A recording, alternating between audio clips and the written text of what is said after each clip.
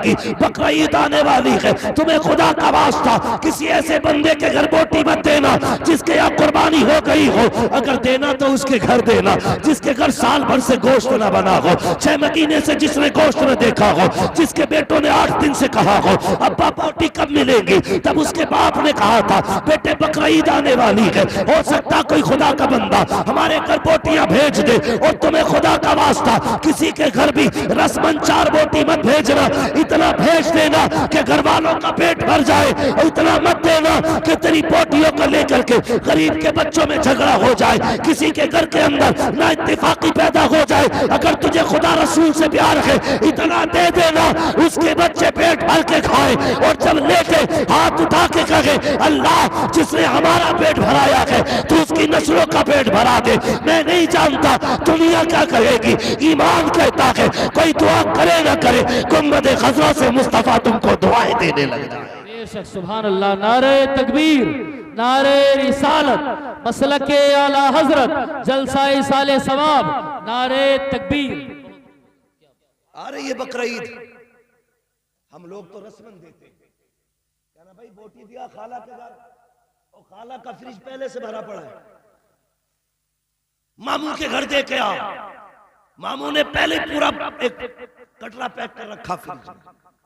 वो गरीब जिन्हें साल भर से पेट भर के गोश्त नहीं मिला, जिनके बकरीद के दिन भी घर में दाल बनती है, जिसकी पड़ोस में बकरीद के दिन दाल बने, मुझे बताओ वो खुदा को क्या जवाब दे। यही कि काटा मैंने था, पाए श्री मैंने 15 दिन तक खाए थे, इसे बकरीद कहते हो?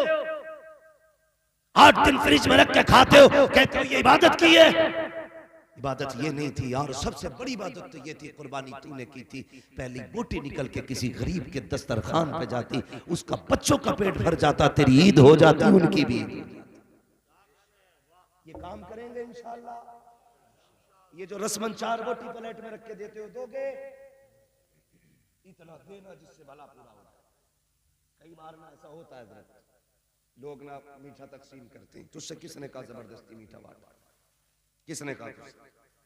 3 लड्डू भेज दिए, घर में 5 आदमी, 5 बच्चे किसी के, और तुमने 5 लड्डू भेज दिए या 4 भेज दिए, तो बच्चे तो बच्चे ही होते हैं ना। सोचा करें जरा, ये छोटी बातें हैं लेकिन ये बातें बड़ी हैं। आपने 4 लड्डू भेज दिए, 5 बच्चे किसी के, वो माँ बाप क्या करेंगे जिनके 5 बच्चे, तुमने 3 लड्डू दिए? तो लड़ते बच्चे, नहीं मुझे खाना, नहीं मुझे खाना।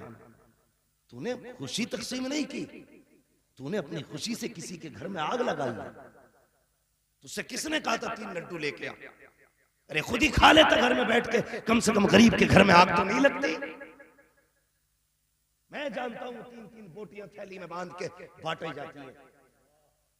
क्या करेगा गरीब 3 बोटियों का? 5 बोटियों का क्या करेगा? तेरा बकरीद में पेट नहीं भरा? याद रखो, ये मसला भी याद रखना, जो गोश्त खाने के लिए से कुर्बानी करता है उसकी कुर्बानी नहीं होती। सिर्फ अल्लाह की रजा के लिए कुर्बानी करो।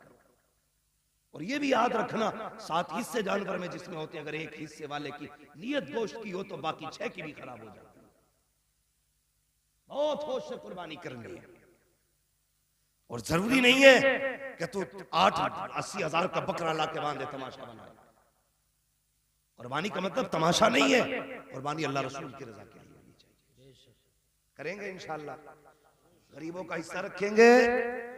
ये ख्याल करें, कुछ ऐसे भी लोग हमारे समाज में जिनके घर 8-8 दिन से गोश्त नहीं आया, शायद इसी बकरीद का इंतजार करें। मेरे हुजूर ने कितना प्यारा इस्लाम दिया, कितना प्यारा दीन दिया। फरमाया खबरदार, या तो इतना पकाओ कि पड़ोस में भी दो, वरना ऐसे पकाना कि तेरे गोश्त की खुशबू तेरे पड़ोसी के बच्चों तक न पहुंचे। फरमाया अगर अच्छी चीज लाया करो ना तो अपने बच्चों को खिला के उसके छिलके राह में मत डालना। कहीं गरीब के बच्चों की नजर पड़ गई ना और उन्होंने अपने बच्चों से सवाल कर दिया, वो गरीब ना दे सका तो बच्चों का सामना कैसे करेगा? ये है हमारा इस्लाम, ये है हमारा दीन, जो गोश्त और खाने की अच्छी ग़िज़ाओं को भी किसी को दिखा करके खिलाने की इजाजत नहीं देता, वो किसी को जलील करने की इजाजत कैसे दे सकता है? खुद सोचो जरा। हम अपने रब को नहीं पहचानते। अल्लाह के खलील खड़े, यार मेहमान बन जाना मेरा, मैंने 3 दिन से कुछ नहीं खाया, चल मैं तेरे साथ खाऊंगा। आया बंदा बैठ गया, आपने फरमाया चल। जैसे लुकमे के लिए हाथ उड़ाया, कहने लगे ठहर, पहले मेरे रब का नाम ले फिर खाना। पहले मेरे रब का नाम ले फिर खाना। उसने कहा कौन है तुम्हारा रब? का मेरा रब है अल्लाह। उसने कहा मैं तो नहीं मानता उसको। जब मैं तुम्हारे रब को नहीं मानता तो उसका नाम क्यों लूं? खिलाना तो खिलाओ वरना मैं जा रहा हूं। अल्लाह के खलील ने कहा नाम लेगा तो खागा वरना उठ। उसने लुकमा छोड़ दिया, उठ के चला। अभी निकला था जिब्रील आ गए, खलील क्यों भगा दिया तूने? कहा मालिक वो तेरा नाम नहीं ले रहा था, और मेरा दोस्त है तू, मैं तेरा दोस्त हूं, मेरे दस्तरखान पे कोई तेरे नाम के बगैर खाए? ये हो ही नहीं सकता। मुझे गुस्सा आ गया, उसने तेरा नाम लेने से इनकार किया, मैंने उसे भगा दिया। रब ने फरमाया खलील तुझे पता है इसकी उम्र कितनी है? इसकी उम्र 70 साल है। ये 70 साल से हमारा नाम नहीं लेता है, हम उसे 70 साल से खिला रहे। कभी हमने उसको नहीं मना किया, तूने उसको कैसे दस्तरखान से उठा दिया? रो दिए। मालिक तेरा क्या फैसला? फरमाया सुन, वो हमारा बंदा है, तू खाना बाद में खाएगा, पहले जिसे नाराज किया है उसे मना के ले गया। किससे कह रहा है अल्लाह? अपने खलील से। किसके लिए? ऐसे बंदे के लिए जो काफिर है, कलमा नहीं पढ़ता, खुदा को नहीं मानता। खलील पहले मना के ला।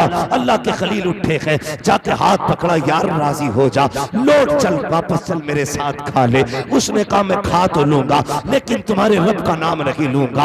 आपने कहा तेरी मर्जी, मत ले मेरे रब का नाम, मगर चल खा ले। उसने कहा बता तो इब्राहिम, अभी तेवर बदले हुए थे, अब लहजा बदला हुआ है। बात क्या है? कल कह रहा था कि इसका नाम नहीं लेगा तो खाना नहीं दूंगा, अब क्यों आ गया बुलाने के लिए? रो के खलील ने कहा था, और जिस रब के नाम लेने से तो इनकार कर रहा है, उसी रब ने कहा है अगर खाना है पहले उसे मना के ला, अगर वो खाएगा तब खलील तू खाएगा। उसने इतना सुना, चीख निकली, कहने लगा वाह रे रब, जब मैं तुझे प्यार नहीं करता तो तू इतना प्यार करता है, अगर मैं तुझसे प्यार करूंगा तो तू कितना प्यार है। नारे तकबीर, नारे रिसालत, मसलके आला हजरत मुफ्ती हम्माद साहिब किबला, नारे तकबीर, नारे रिसालत। आवाज आती है, दिल तो क्या चीज है, हम रूह में उतरे होते, तूने चाहा ही नहीं चाहने वालों की तरह, तूने चाहा ही नहीं चाहने वालों की तरह। अपने रब से रिश्ते मजबूत करो, वो इतना करीम है, अगर वो काफिर को टुकड़े दे सकता है तो तुझे नहीं देगा? राजी करो अल्लाह। और एक बात और, आखिरी बात, वक्त बहुत ज्यादा हो रहा है भाई, सुने, अभी थके तो नहीं आप लोग? चले थोड़ी देर आगे, जरा कह दे या रसूल अल्लाह, अल्लाह सलामत रखे। बस मैं अगली बात करने लगा। मैंने कहा था कि कभी कभी दुआएं बड़ी काम कर जाती, जो काम दवाएं नहीं करती वो काम दुआएं कर जाती है। हाँ, कारी सलामत साहब ये उस जमीन से ताल्लुक रखते हैं जिसका इल्म से बड़ा गहरा ताल्लुक है। हाँ, हमारे पास एक बस्ती है अक्का, उस मिट्टी ने बड़े बड़े उलमा को जन्म दिया। हाँ, और बचपन से हमने उस जमीन की तारीखें पढ़ी भी हैं और सुनी भी है। मैं बड़ी बात कर रहा हूं, अक्का में अगर बदमाश भी हुए तो नमाजी, बदमाश भी हुए तो नमाजी हुए, और नमाजी का अपना जलाल है।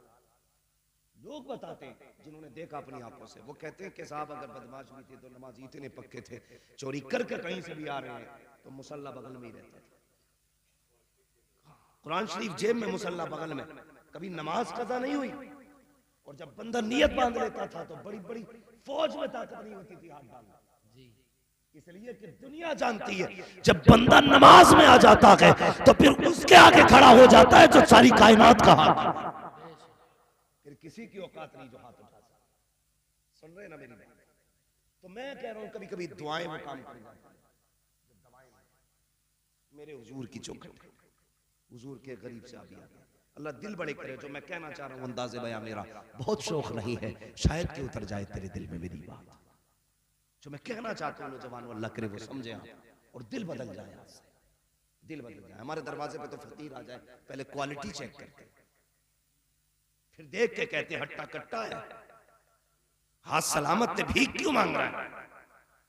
अगर तेरे दरवाजे पे कोई मांगने आ जाए, शुक्र अदा कर अल्लाह का, और ये सोच अल्लाह ने मुझे इसकी जगह पे खड़ा नहीं किया,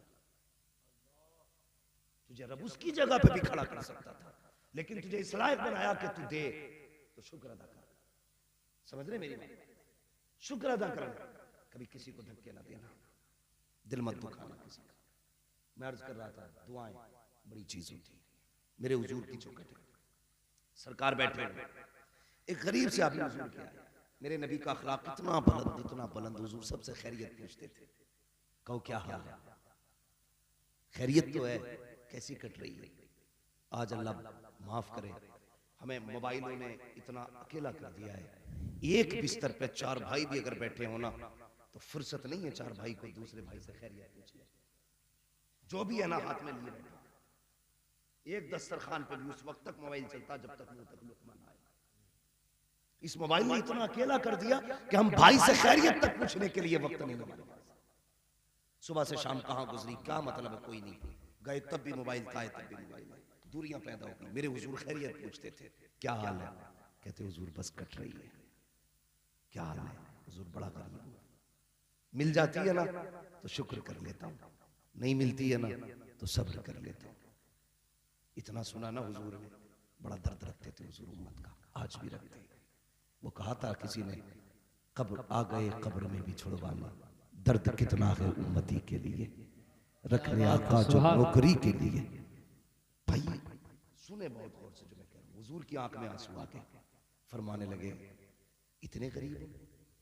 कुछ दिल में ख्याल आया, इतने में जिब्रील आ गया, महबूब ये जो बंदा बैठा है ना बड़ा गरीब है ना, बस ये कल तक का मेहमान है, कल जोहर तक का मेहमान है, इंतकाल हो जाना इसका। बस फिर क्या था, नबुव्वत वाली आंखें बरसने लगी, हाँ बस बरसने लगी। जब आ गई है जोशे रहमत पे उनकी आंखें, जलते बुझा दिए हैं, रोते हंसा दिए हैं। अल्लाह क्या जहन्नम अब भी न सर्द होगा, रो रो के मुस्तफा ने दरिया बहा दिए हैं। हुजूर रोने लगे ना, गुलाम से फरमाने लगे कि यार एक बात बता, गरीब है जी, तेरी कोई तमन्ना है। जब जिब्रील ने ये कह दिया ना ये जोहर तक का मेहमान है, हुजूर जान गए वक्त कम बचा। कहते कोई तमन्ना है जो पूरी ना हुई हो। अब सुने, जो बर्बाद करते हैं खाने को, क्या दौर था वो। कहते हैं या रसूलल्लाह 2 तमन्नाएं हैं मेरी, जो चाहता था पूरी हो जाए। उससे नहीं कहा तू कल तक का मेहमान, हुजूर खुद पूछ रहे क्या तमन्ना। उसने कहा हुजूर सुना है मीठा भी कोई चीज होती है, मेरी तमन्ना है जिंदगी में मरने से पहले एक बार मीठा खाता। आज खाते खाते डायबिटीज हो गई, पहले लोगों को मैसर नहीं था, आज खाते खाते बीमार हो गए। उसने कहा या रसूल अल्लाह मेरी ख्वाहिश मीठा खाता। हुजूर की आंख में आंसू थे, फरमाया कोई मेरे उस्मान को बुलाए। उस्मान गनी आ गया, जी या रसूल अल्लाह। कहा मेरे इस गुलाम के लिए ऐसा हलवा बनाना जो आज तक किसी राजा के लिए ना बना, क्या बात है, सुभान अल्लाह, किसी राजा महाराजा के लिए ना बना हो। जी हुजूर, उस्मान जैसा सही। हाँ फिर हलवा बना। कहने लगे दूसरी ख्वाहिश बता। कहने लगे हुजूर गरीब था ना इसलिए किसी ने बेटी नहीं दी, मेरी तमन्ना थी काश मेरी बीवी होती, आधी रात गुजरती, वो भी मुसल्ले पे होती, मैं भी मुसल्ले पे होता, वो भी रब को दिखाती रो के, मैं भी रब को रो के दिखाता। ये तमन्ना है। हुजूर ने कहा बेटी नहीं दी किसी ने। कहा गरीब हूं ना इसलिए किसी ने बेटी नहीं दी। फरमाया कोई है नजर में? कहा जी मेरी चचा की बेटी है। उन्होंने भी नहीं दी। कहा हुजूर गरीबी की वजह से तवज्जो नहीं की। फरमाया बुलाओ इनके चचा को। बुलाया गया। अब हुजूर के फैसले देखना। आका करीम ने फरमाया सुनो मैंने तुम्हारी बेटी के निकाह का फैसला इसके साथ किया है। गर्दन झुक गई। हाँ गर्दन झुक गई क्योंकि वो हुजूर के गुलाम थे। ये नहीं क्यों और कैसे ये गरीब है मैं अमीर।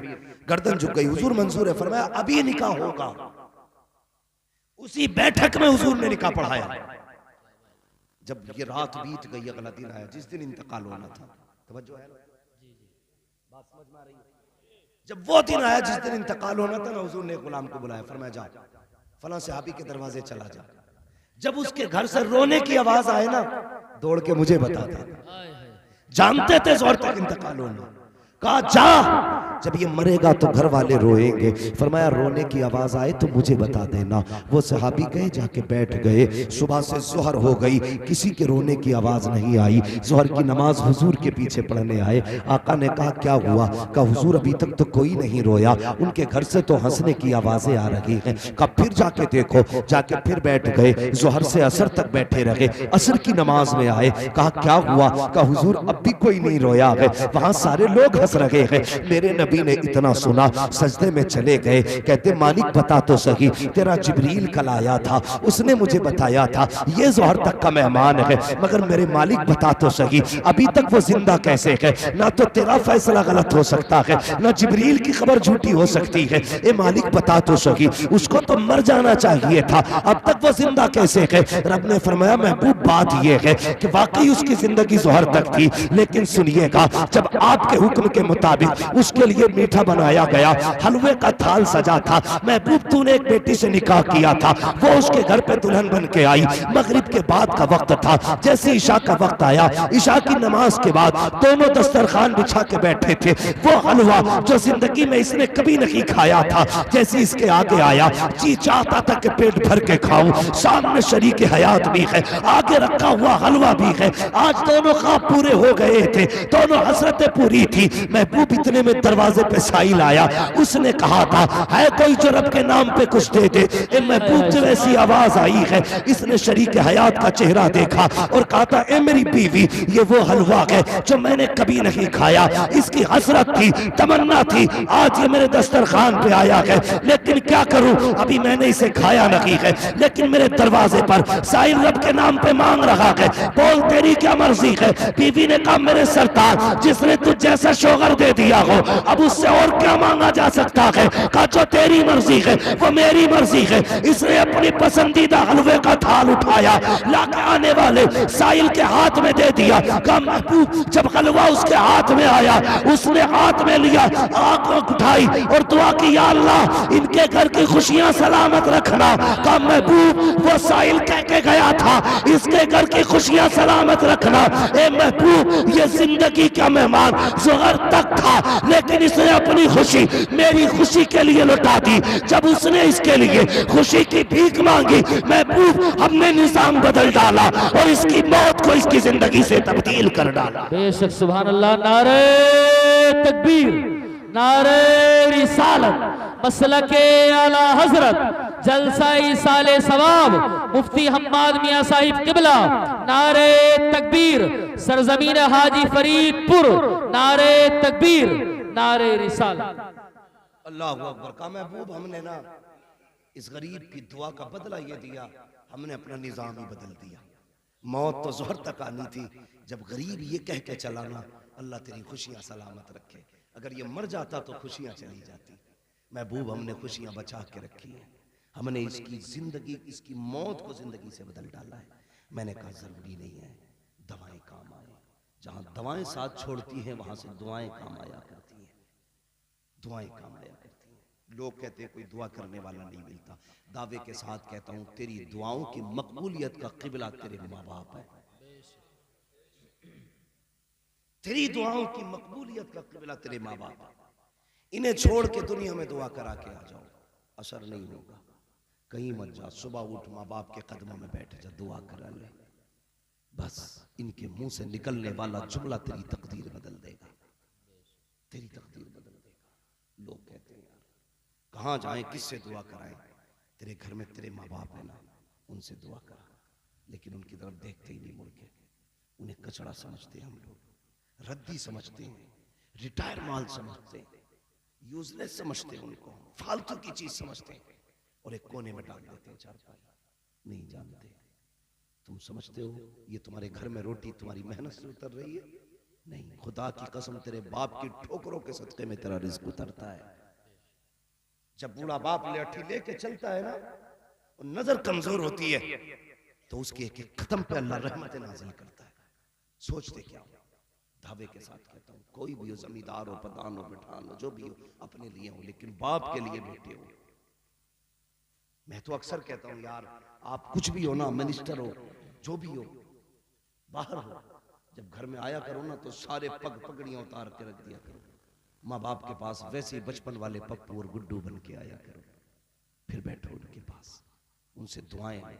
मैं दावे के साथ कहता हूं, लफ्ज़े बाप एक इतना बड़ा जुमला है यार, इतना बड़ा जुमला है कि जिसके वजन के आगे दुनिया दब जाएगी, इतना भारी है वजन लफ्ज़ बाप का, सोच भी नहीं सकते।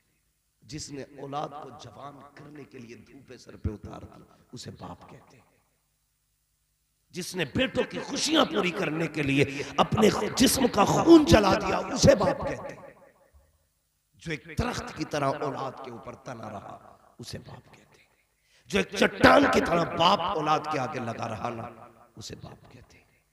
मैं दावे के साथ कहता हूं, बिस्तर पे लेटा हुआ बाप तुम्हारे लिए 1000 ताकतवर यारों से ज्यादा मजबूत है, गारंटी है। लोग अपने दोस्तों के लिए माँ बाप छोड़ देते, खबरदार कभी ऐसा न करो। मैं अभी एक साहब मुझे बता रहे थे, अजीब मामला है, सुनना मेरी बात, और बड़े गहरे रिश्ते होते प्रमुख, हाँ बहुत गहरे रिश्ते होते। एक बंदा कहता है कि मैं करोड़पति था, आज भी करोड़पति हूं, मेरे 100 से ज्यादा दोस्त हैं। मैं एक दोस्त से मिलने के लिए 250 किलोमीटर अपनी कार चला के लेके जाता था। कहता लेकिन क्या बताऊं, इत्तेफाक से एक दिन मेरा एक्सीडेंट हुआ, मेरी रीढ़ की हड्डी टूट गई। हॉस्पिटल में जब रीढ़ की हड्डी टूटी ना, तो उसके हाथों ने भी काम करना छोड़ दिया। कहता 3 महीने हो गए, 3 यारों के अलावा कोई मिलने नहीं आया। 100 दोस्त होंगे मेरे, जिनके लिए मैं 250 किलोमीटर गाड़ी चलाता था, एक तरफ से वन साइड, लेकिन कोई मेरी हॉस्पिटल में खैरियत पूछने नहीं आया। कहता हद हो गई, जब मेरे हाथों ने काम छोड़ा ना, मेरी बीवी भी तलाक लेके चली गई। उसने कहा जब तेरे हाथ पैर काम के नहीं तो मेरा किस काम का? उसने कहा बीवी भी छोड़ गई।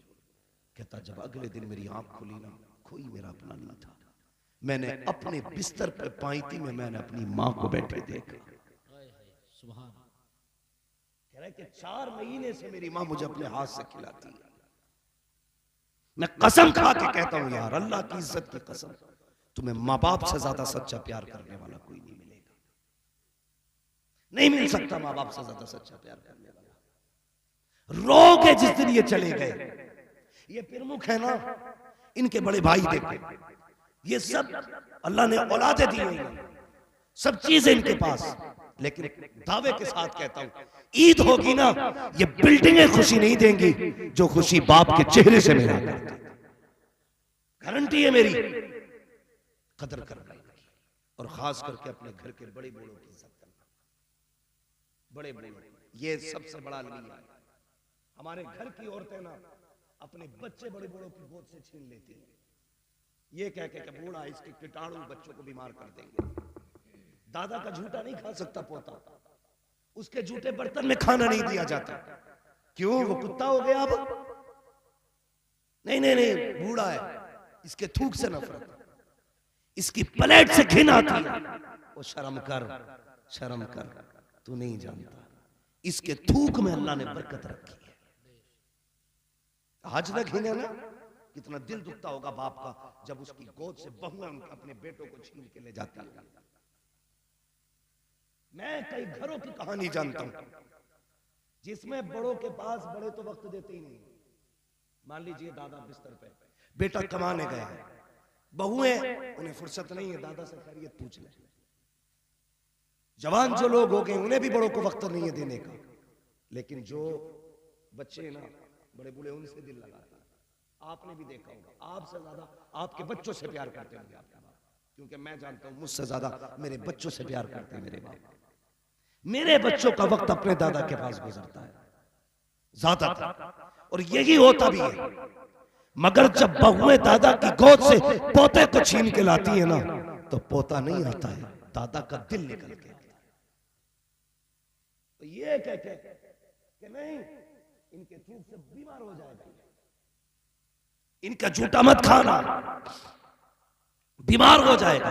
तुझे क्या पता है जब कयामत का दिन होगा, जिसके थूक से तुम नफरत करते हो, जिसके जूठे से तुम नफरत करते हो, जिसके आगे के बर्तन को कुत्ते कुत्ते के जूते समझते हो। अल्लाह क़यामत में उस बूढ़े को बुलाएगा, बुला के खड़ा करके कहेगा, बुला अपने घर वालों को। वो आवाज देगा, पोते नवासे देवते भतीजे सारे आ जाएंगे। फिर पूछेगा उनसे, तुम जानते हो ये कौन है? कोई कहेगा मेरा दादा है, कोई कहेगा मेरा परदादा है, कोई कहेगा मेरा ताऊ है, कोई कहेगा मेरा नाना है। अच्छा, फिर फरमाएगा रब तू बता तेरे साथ इनका क्या रवैया था? तो वो बूढ़ा कहेगा, या अल्लाह ये मेरे थूक से घिन करता था, ये मेरे जूते से घिन करता था, ये मेरे बिस्तर पर नहीं बैठता था, ये अपने बच्चों को इसलिए नहीं आने देता था कि मेरे वजह से इसका बच्चा बीमार हो जाएगा।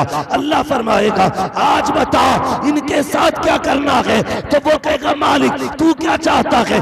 रब कहेगा आज इनको तेरी शान दिखाना चाहता हूँ, जिस जो तेरे झूठ से नफरत, तेरे थूक से नफरत करते थे, तेरे जूते से नफरत करते थे, तेरे आगे के बर्तन फेंक देते थे, आज इन्हें बताना चाहता हूँ तेरी अपनी शान क्या है। रब कहेगा चल अब इशारा कर दे, जिसे जिसे तू कहता जाएगा मैं उसे उसे अपनी मर्जी से जन्नत देता जाऊंगा। तुम क्या जानो ये बूढ़ा क्या? इनकी इज्जत करना और इनकी कदर करना। मेरे हुजूर ने फरमाया था जिसने मेरी उम्मत के बूढ़े का एहतराम किया गोया उसने मदीने वाले मोहम्मद का एहतराम किया। इज्जत करना खास करके उन लोगों की जिनके सफेद बाल हैं। हुजूर ने एक ज़ाब्ता हयात दिया, पूरी दुनिया बांध दी उसी में। फरमाया मल्लम यरहम सगीरना वलम युअक्किर कबीरना फलैसा मिन्ना। मेरे हुजूर ने फरमाया था कि जो छोटों पे शफकत न करे, जो छोटा बड़ों का अदब न करे वो हमारा नहीं।